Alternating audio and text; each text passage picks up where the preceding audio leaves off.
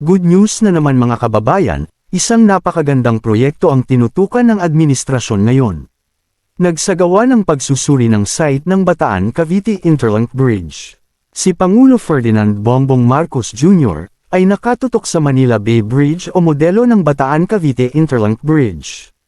Ang Bataan-Cavite Interlink Bridge ay magiging 32.15 km 19.98 milya ang haba, kung saan 25.8 km 16.0 milya ay nasa ibabaw ng tubig ng Manila Bay.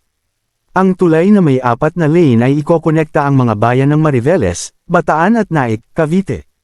Ang tulay ay binubuo ng 3 navigational bridge, North Channel Bridge, South Channel Bridge at Nearshore Navigation Bridge, marine viaducts, at isang vehicle turnaround na matatagpuan sa silangan ng makitid na bahagi ng Corregidor Island na may probisyon para sa posibleng koneksyon ng daan sa isla. Malaking ginhawa ito sa lahat ng mga commuters at isang napakaganda attraction na naman sa bansang Pilipinas. At kung nagustuhan mo ang video na ito, huwag kalimutan mag-like at share ang video na ito. Maraming salamat!